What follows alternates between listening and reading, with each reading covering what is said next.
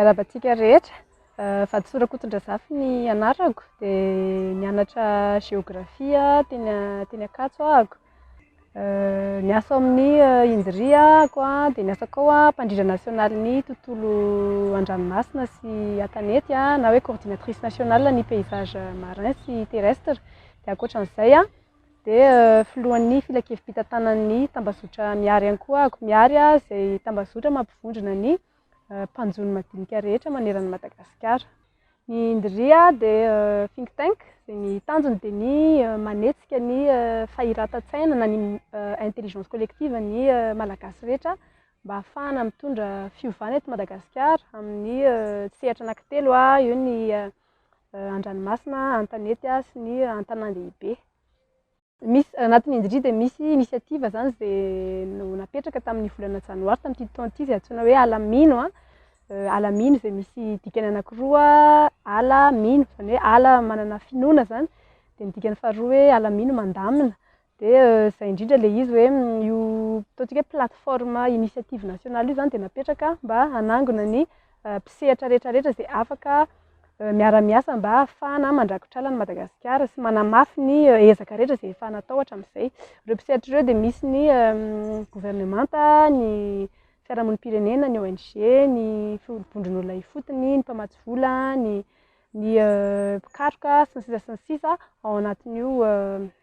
mpisehatra zany izay ahetsika anatin'io alamino io. Dia ny tanjona dia izay hoe ampiarahana miasa ny mpisehatra rehetrarehetra satria ny zavatra tsapa amin'izao dia efa manana ny ataontsika hoe atout rehetrarehetra Madagasikara mba ahafahana manatanteraka ny fandrakofana ala io satria eo ny mpisehatra efa mihetsiketsika, ny fiarahamonim-pirenena mihetsiketsika koa amin'izao, misy ny tanora rehetrarehetra. Ankoatran'izay koa ananantsika ny traikefa fa ny ataontsika hoe ny fanamby lehibe dia ny resaka ataontsika hoe mbola somary miparitaka zany le ezaka ataon'ny tsirairay. Dia izay ny tanjon'ny alamino mampifandray, mampiara-miasa zany ny mpisehatra rehetrarehetra. Ny miary dia tambazotra izay mampivondrona ny mpanjono rehetra manerana ny Madagasikara. Mahery ny 10 hetsy eo zany no mivelona amin'ny ataontsika hoe jono madinika eto Madagasikara. Dia izay no asako nandritra ny 9 taona zany no mpandrindra nasionaly ny tambazotra miary io talohan'ny nahalany ahy ho filohan'ny filakevim-pitantanana. Tambazotra miary ny tanjony dia ny mitondra zany, misolo tena ny mitondra ny feon'ny mpanjono satria zava-misy dia ny mpanjono madinika Madagasikara dia hatramin'izay zany dia somary zareo moa lavitra be misy anazy any Morotsiraka any, misy ny sasany tena hoe mandeha fiara ora maromaro vao tonga any amin'izareo. Ny dikan'izay zany dia tsy voatery ho henontsika ny zavatra izay mahazo an'ireny mpanjono madinika ireny. Misy olana sedrainy dia tsy manana ataontsika hoe moyen zany zareo ahafahana mampahafantatra hoe izao mahazo anay. Dia izay ny antony nametrahana io tambazotra io mba ahafahana zany mampahafantatra hoe inona ny fanamby, inona ny olana sedrain'ny mpanjono madinika, inona koa ny zavatra ilainy dia ahoana ny ahafahana manampy anazy. Dia izay ny tanjony zany misolo tena ny feon'ny izay ny asako tao anatin'ny miary misolo tena ny vondron'olona ifotony mpanjono ireo. Dia eo ihany koa ny fanamafisana ny traikefan'izy ireo mba ahafahan'zareo mifampizara ny traikefany, mba ahafahan'zareo ihany koa mifampianatra eo ny amin'ny resaka fahaiza-mitarika, fitantanana fikambanana, resaka fitatavana famatsim-bola, resaka fitantanana alaonko na fitantanana reserve sy ny sisa sy ny sisa. Dia ankoatr'izay dia anisan'ny zavatra ataony anatin'ny miary ihany koa ny fikarakarana hetsika lehibe ohatran'ny hoe forum zany na visite d'échange izay ahafahan'ny ireo mpanjono madinika ireo mihaona amin'ny ataontsika hoe mpisehatra maromaro izay afaka manampy an'izy ireo, mety hoe mpamatsy vola zany na gouvernement zany na ONG zany na ataontsika hoe secteur privé.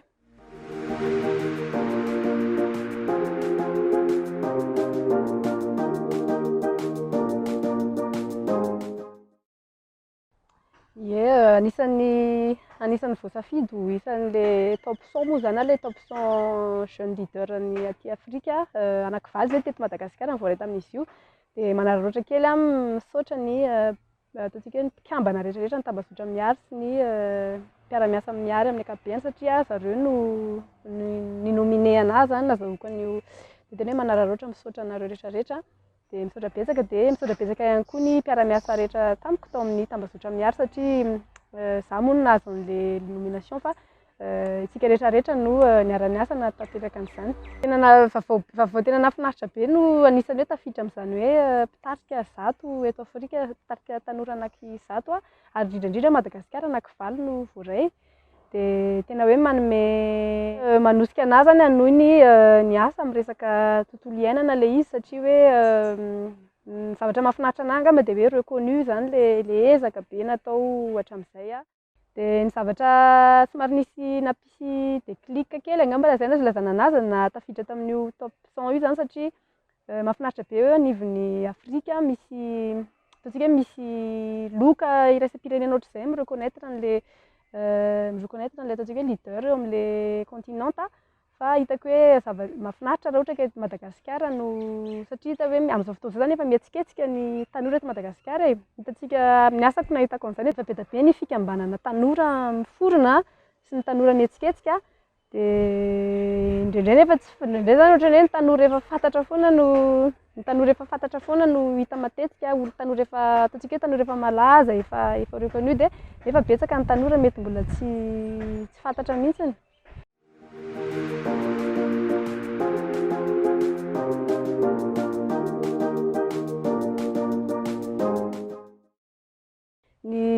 Ny asako hatramin'izay moa zany a dia plutôt ny resaka hoe fampiarahana miasa olona, resaka réseautage, resaka networking, izay foana no tena nataoko a. Dia tsy dia tena hoe misy olana be manao ahoana fa izay hoe tsy voatery mora zany aloha no mitarika zavatra raha ohatra ka hoe izay no hitako tsapako indraindray hoe tsy voatery hoe mora le izy raha vehivavy a, tanora. Dia izaho manokana koa somary personnalité-ako amin'ny ankapobeny zany le ataontsika hoe tia mitarika zany hatramin'izay efa hatramin'izay mihitsy tia mitarika, tia fiovana, be projet be initiative be, somary hoe mahitahita hevitra na zavatra atao foana. Dia le izy tsy voatery hoe mora zany mametraka an'ireny sy mitady olona hisintona olona hoe andao hanaraka an'ity mouvement ity, reto hevitra vaovao reto. Nefa amin'ny ankapobeny angamba tsy tena hoe misy olana le izy fa miezaka mitarika olona zany mba hitovy hevitra, tsy voatery izy zany indraindray no somary ataontsika hoe fanamby a. Fa hatreto angamba tsy dia tena nisy hoe olana satria hatreto milamina tsara foana ihany le izy. Fa amin'ny ankapobeny zany ny resaka fitarihana amin'ny olona sy hoe hitovy viana no anisan'ny fanamby matetika hatrehana satria ny asako hatramin'izay dia tena hoe fitarihana olona foana zany, réseautage sy resaka izay hoe resaka networking izay le izy.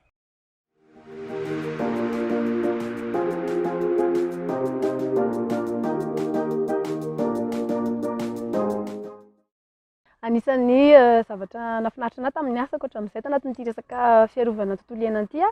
dia ny fandraisako anjara tanatin'ny fampivondronana ny mpisehatra rehetrarehetra. Raha tao anatin'ny tambazotra miaro izao dia nampivondrona zany ny ataontsika hoe mpanjono madinika, ny ONG, ny ministera izay miasa amin'ny resaka jony sy ny fiarahamonina rehetrarehetra. Dia nanome ihany koa raha remarquentsika angamba dia hatramin'izay zany ny lasana ataontsika hoe eny ny mpanjono madinika Madagasikara maheno foana tsika misy an'izao indray ary satria izay hoe lasa matanjaka zany ny feon'zareo e. Dia lasa tafiditra ihany koa zareo, lasa fantatra hoe misy ireo mpanjono madinika ireo a. Dia voasa izy rehefa misy ataontsika hoe atrikasa lehibe zany izay mila ampahafantarana hoe inona ny hevitra zareo ireo. Dia ankoatran'izay a dia tanatin'ny indrindra tanatin'ny alamino a dia izay hoe nampivondrona ny mpisehatra rehetrarehetra mba ahafahana miaraka manatanteraka ny resaka fandrakofana ala ny Madagasikara sy manamafy ny ezaka izay efa vita. Dia anisan'ny nahafinaritra anahy zany hoe voaingana zao izay nanao ataontsika hoe nanao fivoriana zany miaraka tamin'ny mpisehatra dia nisy olona isan-karazany, nisy organisation isan-karazany tao, nisy tanora, nisy ny fikambanana vehivavy, nisy vondron'olona fotony, nisy ministera, nisy ny mpamatsy vola, nisy ny sehatra tsy miankina. Dia tena hoe ny rehetrarehetra olon-tsotra ny rehetrarehetra zany tena hoe vitana dia izay zavatra izay zany anisan'ny mahafinaritra anahy hoe nahavita nampivondrona an'ilay olona dia miaraka mieritreritra izay mihitsy ilay tanjany hoe miaraka mieritreritra, miara-mandinika hoe ahoana ny hanaovana anazy. Dia izay ny zavatra anisan'ny hoe nahafinaritra anahy tanatin'ny asako. Tanatin'izay hoe fitondrana avo ny feon'ny mpanjono madinika Madagasikara izay moa zany dia tamin'ny taona 2024 ahako a dia nahazo an'ilay loka iraisam-pirenena izay antsoina hoe Italy Award. Izay mari-pakasitrahana zany ho an'ny olona izay antsoina zareo hoe raha amin'ny teny vahiny moa dia hoe héros de la conservation. Dia izay zavatra izay zany anisan'ny tena hoe voamaina nanosika anahy koa Vao maina anosika anahako hoe hanohy hatrany izay ezaka sy asa amin'ny resaka tontolo iainana izay.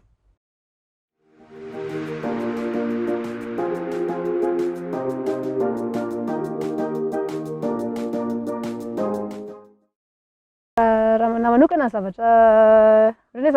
tiako hoe mety hoe hiova ho an'i Madagasikara angambany amin'ny resaka tontolo iainana amin'ny ankapobeny dia mila zany ataontsika hoe jerena bebe kokoa ny zavatra misy an'ifotony. Misy na resaka famatsiam-bolo io na resaka fanampiana dia mila jerena hoe tsika zao raha miteny foana zany ohatra hoe misy ny mahay Madagasikara, mahay ny ala sy ny tariny dia any zany no tokony jerena hoe inona ny zavatra misy an'ifotony inona ny mety hoe antony mahatonga an'izay zavatra izay miara-miasa amin'ilay vondron'olona ifotony mahafantatra anazy dia ny hitako hoe zavatra tsy dia ampy konkoa dia le fampahafantarana hoe inona ny zavatra mety eto Madagasikara. Indraindray zany misy ataontsika hoe inisiativa efa mety tsara eny ifotony eny fa tsy fantatra ilay izy dia andao jerena hoe inona ny bonne pratique zany ny zavatra efa netatra amin'izay dia ireny zavatra ireny no mila ampahafantarina dia ireny no ataontsika hoe ezahana repliquena ary ezahana zaraina zany hoe misy bonne pratique ohatr'izao. Fa ny anahy zany izay fotsiny izay no tena hoe fanaovana hitako hoe mety manova zavatra dia izay hoe fijerena ny tena réalité, inona ilay tena zava-misy dia fihainoana an'ilay eny ifotony. Tsy voatery hoe ny vondron'olona ifotony fotsiny io fa ny mpisehatra rehetrarehetra eny ifotony mihitsy zany izay afaka manana anjara birika amin'ny resaka tontolo iainana hoe ahoana nahafahana mampandray andraikitra, ahoana nahafahana mankasitraka ihany koa izay zavatra efa mety izay ataon'olona eny ifotony.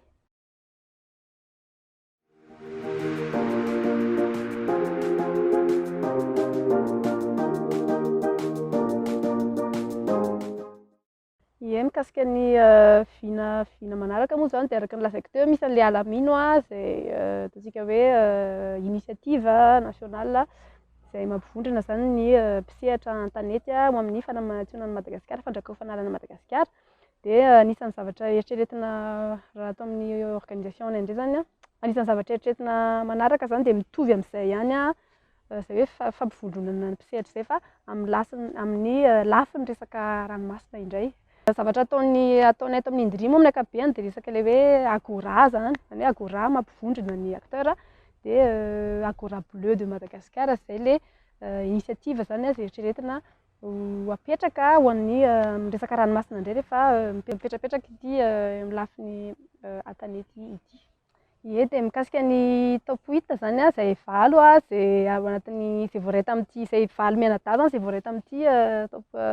100 ity anankivalo ny gasy dia misaotra betsaka indrindra matoa minisitra ny tontolo iainana sy ny fandrosoana Lovenzafy izay nandray anay top 8 moa zany voaingana teo ahafahanay miresaka ny vinavina sy ny projet izay eritreretinay ho atao anatin'ity top 8 ity. Dia betsabetsaka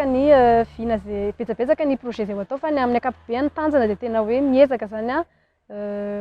mampafantatra aloha zany hoe iza ny miezaka zany manetsika ny tanora rehetra manerana Madagasikara indrindra fa ireo tanora tena hoe any ifotony any amin'ny izay mbola tsy mbola fantatra mihitsy hatreto izay anisan'ny vinavina izay ho atao dia hirariana ihany koa fa afaka ho ataontsika ilay araka ny resaka tamin'ny voalohany teo hoe ity zany top 100 ataontsika hoe au niveau-ny continent Afrika fa manao an'andray raha eto Madagasikara mihitsy misy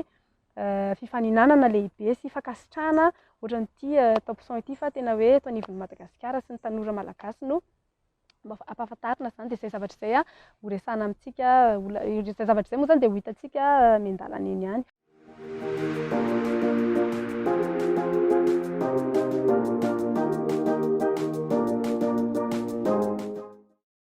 Dia ny hafatra ho antsika tanora tonga dia ataoko tena hoe tanora vao afaka baka mihitsy angamba no hitondrana anazy satria any zany no tena miainga any dia efa miainga ny resaka hoe leadership amin'ny ankapobeny dia dinio tsara jereo tsara hoe inona ny force anao dia izay zany ny filière hovidiana raha mizara ny parcours manokana ohatra hoe za manokana zany tsy resaka tontolo iainana loatra ny eritreretiko atao asa taloha fa raha ny tiako zany dia tena hoe mpisolo vava no asako hoe avokata fa tsy voaray teny Ankatso tamin'izay tsy voaray droit dia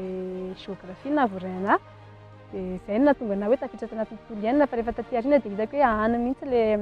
any zany le force fa tsy resaka hoe ho anao mpisolo vava dia nefa na izany koa ary na dia tsy lasa avokata na hoe mpisolo vava araka ny eritreretina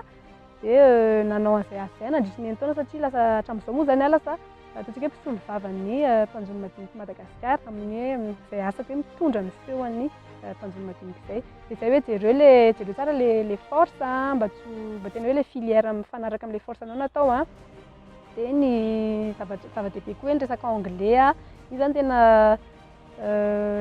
important be ny fahaizana anglais dia ny mialoha dia tsy miandro hoe efa mitady asa vao manao an'iny fa atao tsikelikely ny resaka hoe manao cours d'anglais dia mampirisika ihany koa ny tanora rehetrarehetra zany hoe isika tanora hoe midira anatina fikambanana efa be da be ny fikambanana tanora misy eto Madagasikara fa reny no tena hoe mamolavola an'izay hoe resaka hoe fahaizan-tarika izay resaka hoe leadership any anaty izay dia be da be ny fikambanana tanora indrindra misehatra amin'ny resaka hoe tontolo iainana dia mampirisika antsika mitsofoka anatin'ireny fikambanana ireny